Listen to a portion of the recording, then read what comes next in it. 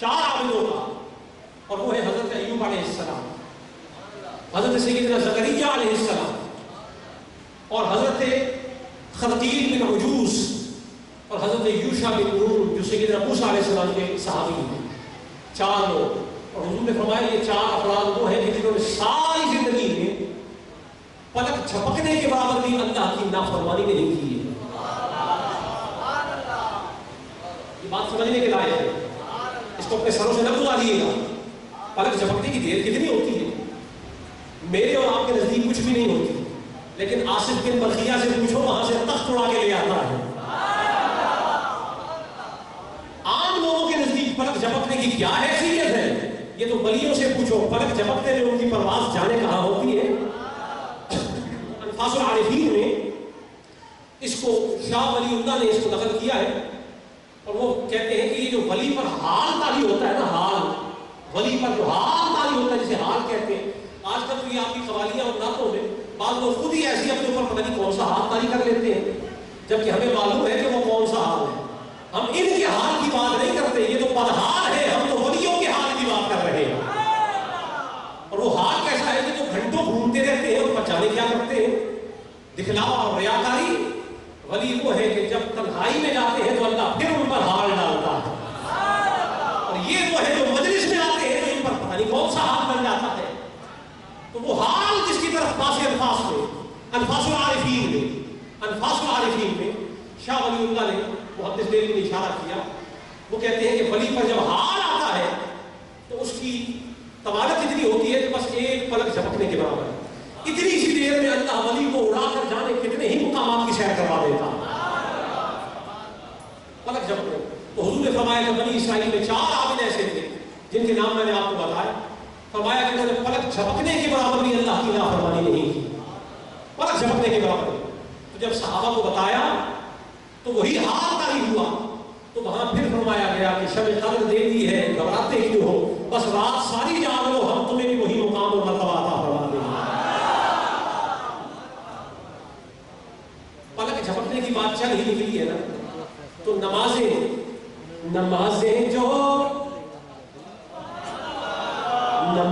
جو قضا ہو پھر ادا ہو،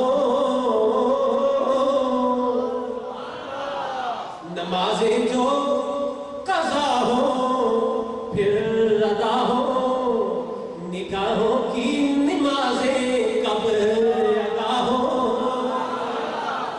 نگاہوں کی نمازیں کب ادا ہو. تو آپ کو کیا معلوم ہے؟ آپ کا پلک جھپکنا اور ہے، ولیوں کا پلک جھپکنا اور ہے. یہی تو بات ہے کہ جب حضور نے اپنا سر اقدس مولا علی کی گود اقدس میں رکھا،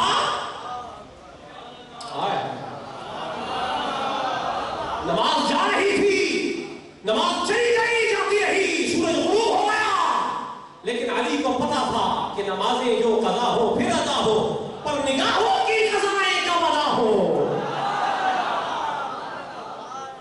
نماز عصر وہ ہے نا کہ قرآن میں فرمایا کہ حافظوا علی الصلوات والصلاۃ الوسطیٰ، اپنی نمازوں کی حفاظت کرو، اور خاص طور پہ عصر کی نماز کی حفاظت. والصلاۃ الوسطیٰ یہ استغراق کے ساتھ آیا ہے، الف لام استغراقی ہے. والصلاۃ الوسطیٰ، اور خاص کر کے عصر کی نماز کی، باقیوں کی بھی حفاظت کرو لیکن خاص طور پہ عصر کی قضا نہ ہو. تو حضور نے فرمایا نا اقضاکم علی، تم میں سے سب سے بڑا قاضی علی ہے. اور مولانا حضرت عمر فاروق رضی اللہ تعالیٰ عنہ فرماتے ہیں اقضانا علی، ہم میں سے سب سے بڑا قاضی علی ہے. تو قاضی وہ ہوتا ہے کہ جس کو سب سے بہتر فیصلہ کرنا آتا ہو. تو کیا حضرت علی کو یہ نہیں پتا تھا کہ باقی نمازوں کی حفاظت کا بھی حکم ہے، لیکن یہ جو نماز آ رہی ہے اس کی سب سے زیادہ حفاظت کرنی ہے؟ نہیں پتا تھا، پتا تھا، لیکن یہ بھی پتا تھا کہ وہ تو چلی جائے گی پھر آ جائے گی، پر یہ کب آئے گی؟ یہ جو چہرہ مصطفیٰ اپنی گود میں رکھ کر میں دیکھ رہا ہوں، ادھر چہرہ مصطفیٰ ہے، ادھر نگاہ علی ہے، لا شریک عبادت ہو رہی ہے، وہ نماز تو پھر آ جائے گی، یہ نماز کب ادا ہو؟ ادا کر دی. تو بات صرف اتنی ہے کہ تیری نگاہ اور ہے، ولی کی نگاہ اور ہے.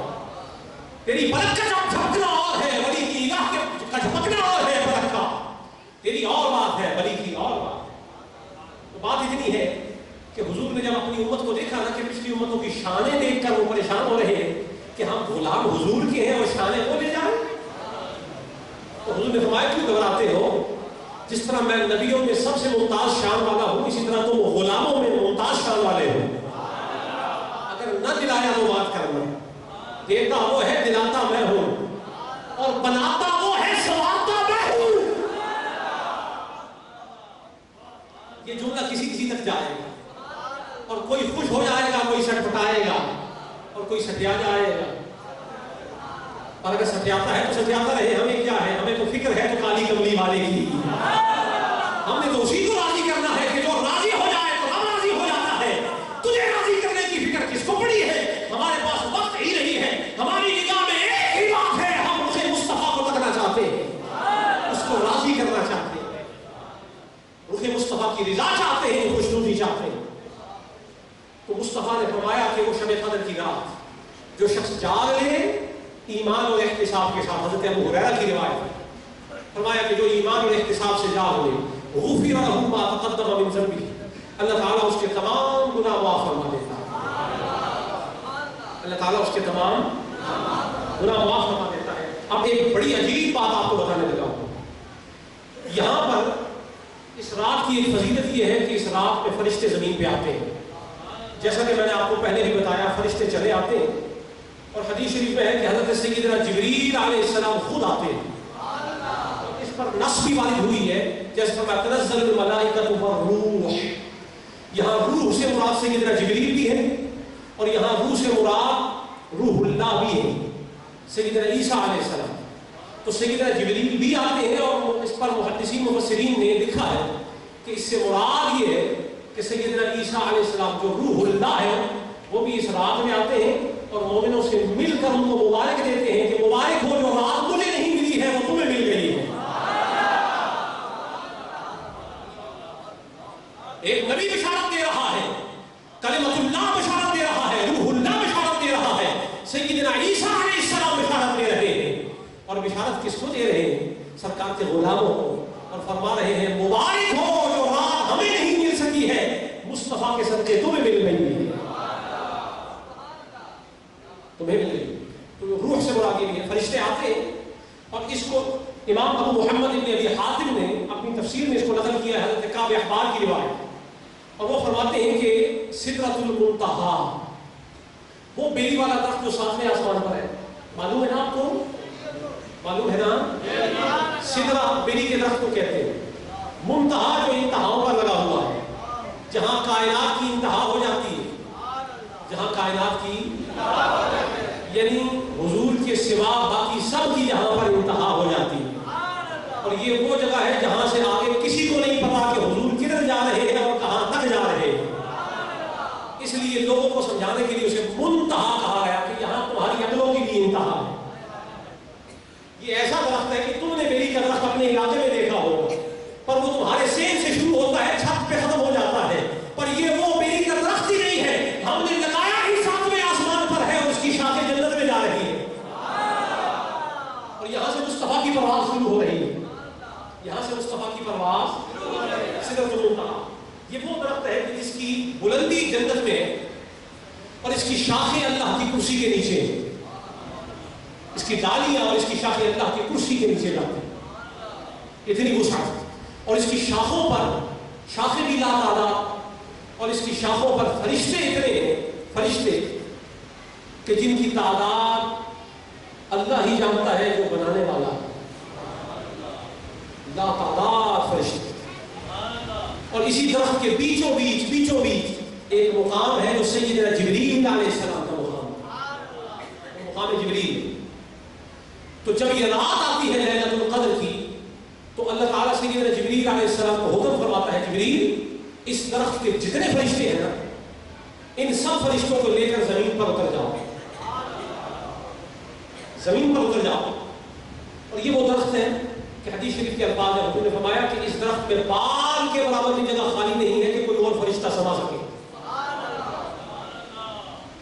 اور ایک حدیث شریف میں نظر سے گزری تھی سدرۃ المنتہا کی طوالت، اس کے سائے کی طوالت کی بات میں کہ 40 سال تک تیز رفتار گھوڑا اس میں دوڑتا رہے تو سدرۃ المنتہا کی منزل نہیں آتی، وہ اس کو گھیر نہیں سکتا، اس کا کیمپاس جو ہے نا اس کو انکمپاس نہیں کر سکتا، احاطہ نہیں کر سکتا. تو یہ وہ سدرۃ المنتہا، اس میں بال کے برابر کی جگہ نہیں ہے کہ کوئی نیا فرشتہ اس میں آ سکتا. اتنے فرشتے. اللہ جبریل علیہ السلام کو حکم دیتا ہے کہ جاؤ ان سارے فرشتوں کو لے کر زمین پر اتر جاؤ. اور یہ وہ فرشتے ہیں کہ جن کی حدیث شریف کے الفاظ میں فرمایا، یہ سارے فرشتے یہ رحمت ہے اور رأفت ہے، سراپا شفقت ہے، اور یہ مومنوں کے لیے ان کے دلوں کے اندر رحم کے جذبات موجود ہیں. یہ جب زمین پر آتے ہیں تو ساری زمین میں پھیل جاتے ہیں، پوری زمین میں، ساری زمین میں پھیل جاتے ہیں، سوائے گندگی کے مقامات کے، سوائے ان جگہوں کے جہاں اللہ کے سوا کسی اور کی عبادت کی جاتی ہے، ناپاک مقامات کے سوا ہر جگہ یہ فرشتے چلے جاتے ہیں. کوئی قیام میں مشغول ہو جاتا ہے، کوئی سجود میں چلا جاتا ہے، اور یہ سارے چپے چپے پر گھوم جاتے ہیں. اور جہاں جہاں مرد اور عورت، مومن مومنہ عبادت میں مشغول اور مصروف ہوتے ہیں، یہ سارے فرشتے ان کے لیے دعائیں مغفرت کرتے ہیں.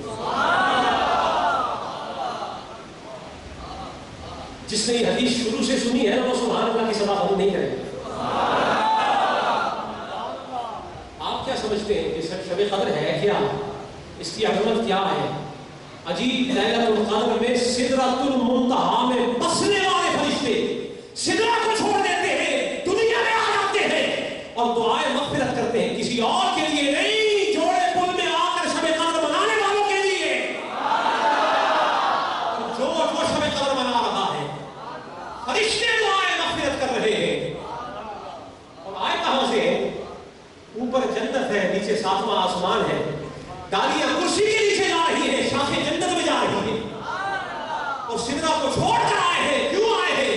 فرشتوں کیوں آئے ہو؟ کہا جو لوگ آج شب قدر میں خدا کو منا رہے ہیں، ہم ان کے لیے دعا کر رہے ہیں.